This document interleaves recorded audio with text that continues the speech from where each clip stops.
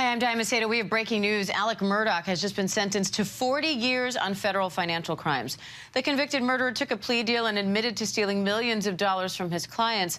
But prosecutors say the FBI found 11 more victims, which could have impacted Murdaugh's sentence. ABC News legal contributor Brian Buckmeyer joins me now for more on this. Brian, what do you make of this 40-year sentence?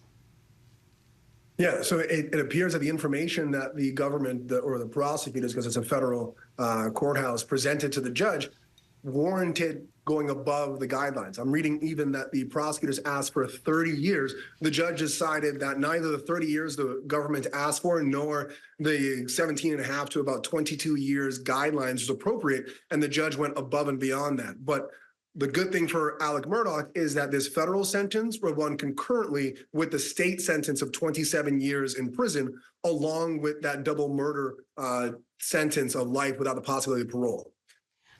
Brian, how unusual is it for a judge to hand down a sentence that's even more than what prosecutors are asking for? I would say it's not too unusual. It's somewhere in between not unusual and not something that happens very often. It's somewhere in between there. So it's not the best way to answer it. I know, and I'm sorry for that. But when you look at a case like this, where someone doesn't just have financial crimes in front of them, they also have state financial crimes that they've already been convicted of. They also have a double homicide. That is very unique in of itself. And Alec Murdaugh is a very unique individual. So I'm not surprised that we have unique circumstances here where a judge says, I see the guidelines, the government's asking for more, and we have a possibility of doing more because of what the government presented in terms of what they believe to be lies on the polygraph, additional victims, a potential co-defendant, another attorney that may have helped him out, and information that he does not seem to be forthright with. This does not seem surprising when you put all of those elements together. Brian, another interesting aspect of this case is, as you mentioned, Alec Murdaugh's already serving a life sentence without parole for the murders of his wife and his son. So how much does this sentence really matter? It matters mainly in the sense of where will he be serving them.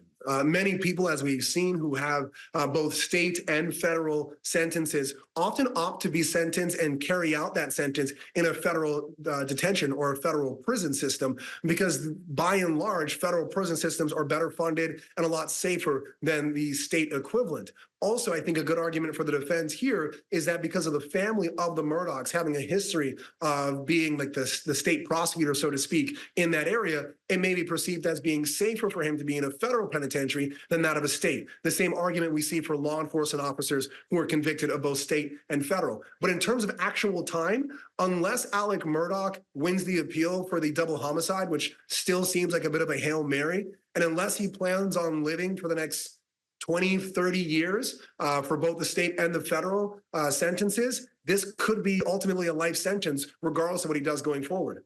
All right. Brian, what do you think happens next in this case?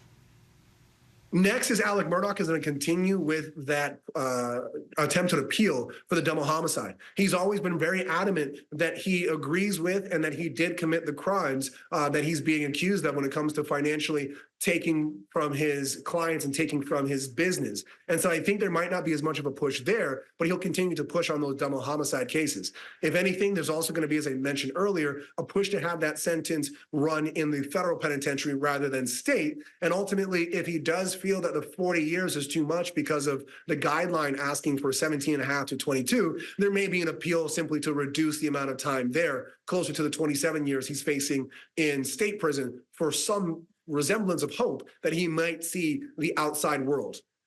All right, ABC News legal contributor Brian Buckmeyer, thank you.